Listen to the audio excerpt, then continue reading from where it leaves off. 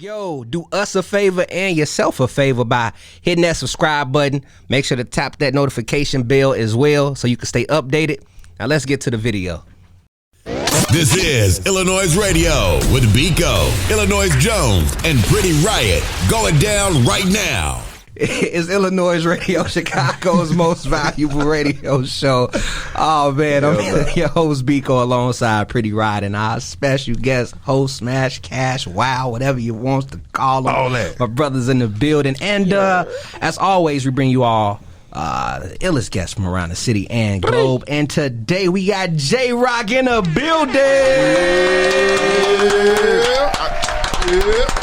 Let me clap shit. Let me clap too here. On the real, clap with us. Clap with us, my brother. How you feeling? I'm decent, bro. I'm decent, man. It's a good day. You know, I don't know. I feel like it rained earlier, but same. It definitely was pretty some wetness today. came down, didn't it? Wait, I don't know if I should have said pause. Wait, damn, some wetness. Damn, it was right. That's what my man is.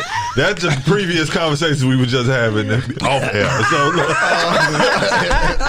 for real though, y'all crazy. Y'all got my algorithms in my brain fucked up right now. We 30 seconds in. Oh shit! Let me be a part of y'all. Let's be a part of y'all. Fuck it. I'm gonna come in. So I want to make sure it's JRoC, right? Or do I have to add the LMTMS? If you want to. Oh, but you don't have to. Okay. It's JRoC. You know, it's JRocLMTMS. It's JRoC. Whatever my name was 5 years ago is, you know, my real name, Jazz, but don't tell nobody else that shit. Okay. Well, you just told everybody. I did. But don't tell no, you feel everybody me, out there, don't tell nobody else. That's how we end that, bro. That's how you get that shit. It's really my name and shit. JRoC, I like that, man. I mean, but the LMTMS, you know, it almost sounds like I'm saying ABCD. I know. So, like, let people know what the acronym is for the LMTMS. For sure, man. So, LMTMS initially means Let Me Tell My Story. So, it's a brand I created probably 2015, right? I was in college. I was bored as shit in the room. I was like, yo, we gotta do something. We gotta, like give back. I was on some shout the chance. I was on some Chancellor shit, like back on some we gotta come together. We gotta pull some shit together because it's a lot of people, you know, from my neighborhood and like from other like. Where you from? I'm on the east side. You know what I'm saying? 7th Street. You feel me? Shout out to Common. You know what I'm saying? Shout out to all of my people. They know me. But yeah, so yeah, just thinking back because you gotta think of it too, like. By me going to college in that type of situation, I'm like, I never thought I was gonna go to college. So I was like, man, it's a lot of my homies didn't go or got locked up or whatever the case may be. So I was just like, man, ain't nobody really telling their story. So let me see if I could be the pillar of that situation. Let me bring my awareness, and I want to just help everybody out. So that's why I'm like, look, it's called Let Me Tell My Story. Let's just put it like that. So it started from there first. Okay. And then later on, I was like, how the hell I'm gonna reach out and grab these people to trying to like either join my brand or just trying to like be a part of the situation. I'm like, I like movies. Fuck it, bro. We finna just do a movie or something. And niggas thought it was crazy. Man, you had lying. That's how it always start off, man. I'm like, gee, let's do a movie. So I called my heart. Can I explain the whole thing? Ahead. You got some questions? Go ahead. No, go ahead. It's a little second. Go ahead. All right. So he gave us the warning. You feel me? So I'm a dumb it down. I'm gonna keep it brief, right? So I got a homie named Left My Mark. Shout out to Left My Mark. Nah, man, that's one of the homies for sure. Been around for a long time. Called him like, yo, bro, let's do something. Because basically our story is crazy, right? Like for me, just starting to cutting hair and just out of nowhere. I was a badass little kid, like getting locked up, Audi home, shit like that. You feel me?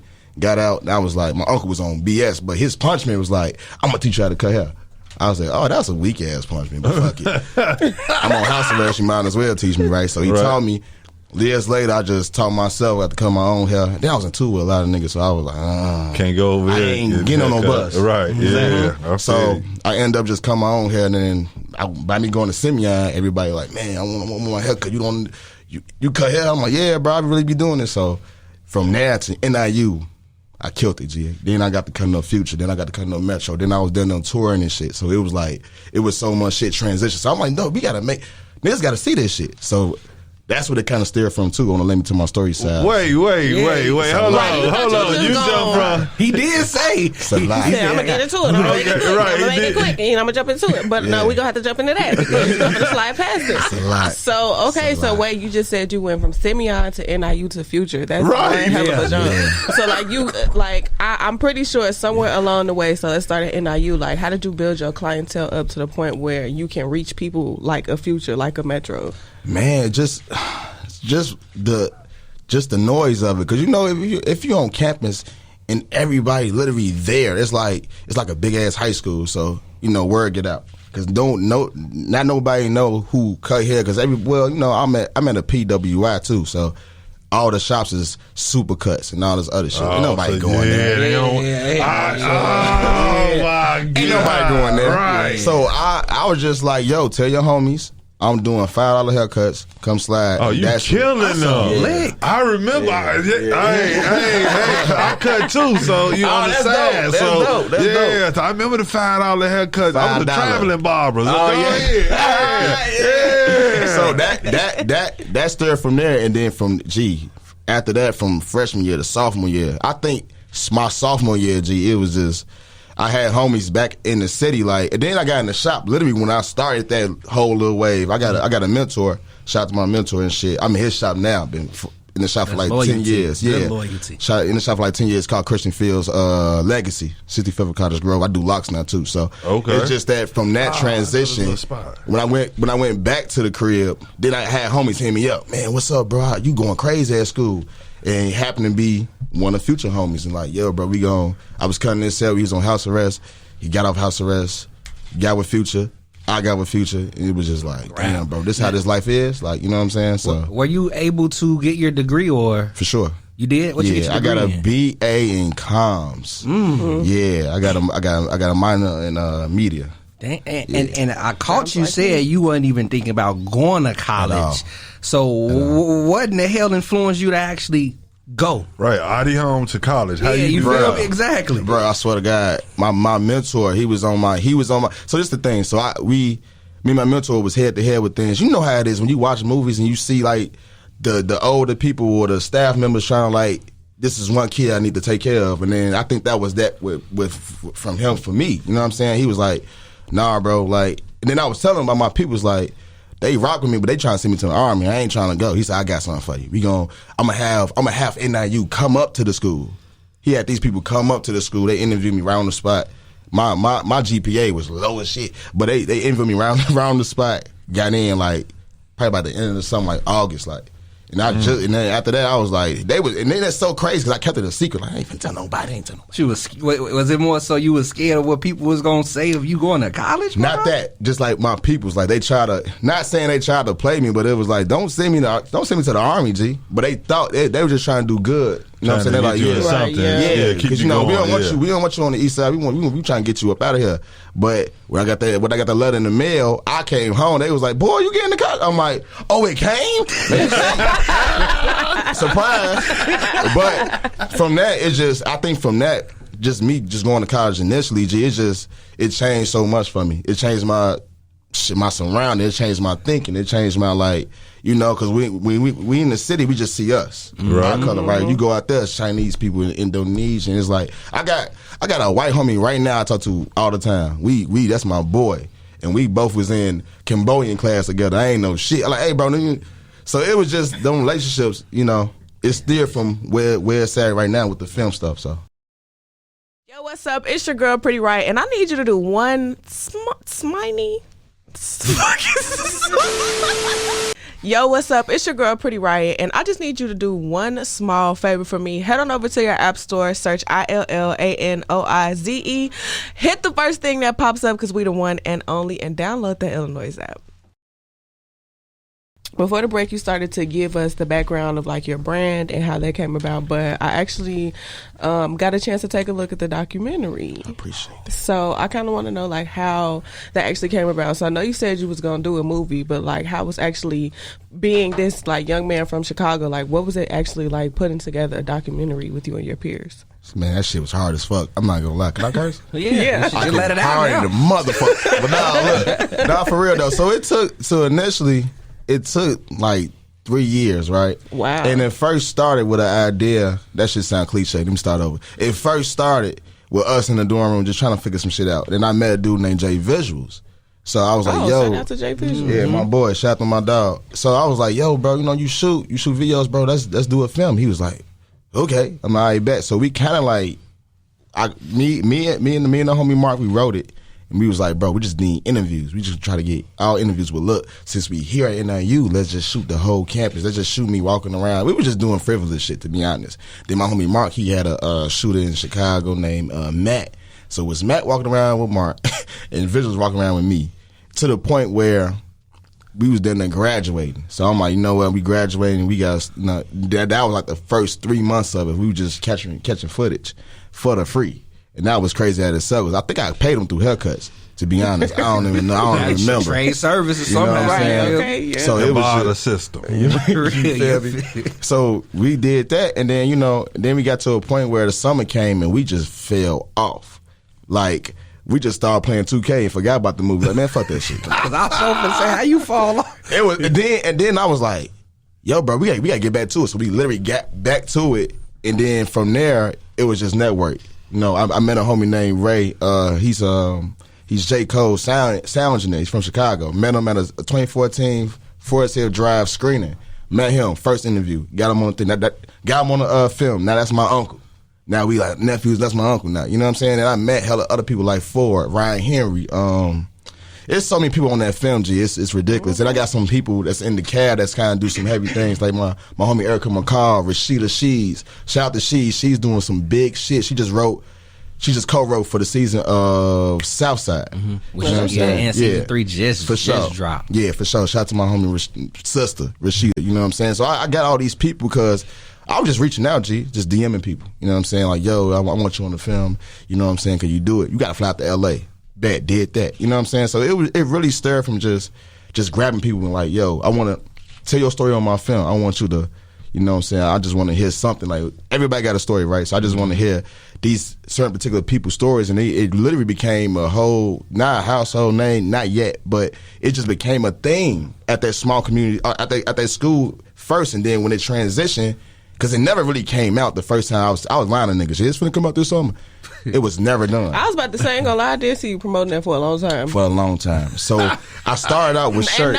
But like, that's real though. But I mean, honestly, it kept people interested. Like, at least it's know you working on something. Because I think also too, like you said, it take 3 years. But honestly, that don't seem alarming to me. Because look at how long it actually take for them to come out with movies. Yeah, for sure. Like, films in general. You know, like you can't rush a documentary. You can't rush that type of stuff. So I think it's dope that you kept the momentum going and you didn't like let us forget about it. Like, you kept it in our faces so we knew that it was still coming. And you ain't let NBA 2K take over at all. That was busting ass. But yeah, so like she just said, it took a minute only because we were just trying to create the team. We were trying to keep it stable. And I was the captain. I was like, look, we gotta do this. And until that one summer, we just took off. Like, every week we shooting. After that, we editing. Then now the team is getting bigger. Now I'm throwing out shirts for the free. Doing all this. Now when I say I paced the whole city with stickers, from the west side, the east to the north, and I guaranteed you, G, to this day, niggas still taking pictures like, yo sticker at Dunkin' Donuts. I appreciate it. It might be some more soon. You know what I'm saying? Mm-hmm. So I did the guerrilla marketing. We did this situation where we want to keep it in people ears, eyes, or whatever the case may be, right? So when the film came out, we sold out literally in a week, G. 150 seats gone. Mm. But you gotta think of it, because it took 2 to 3 years for that target audience buzz, right? And then when it happened, we sold out. G, when I got cursed out, you ain't got nothing on TV. Let's do another one. We did the encore. Where did you do where did you do your grand opening screening? That yeah, I did. So the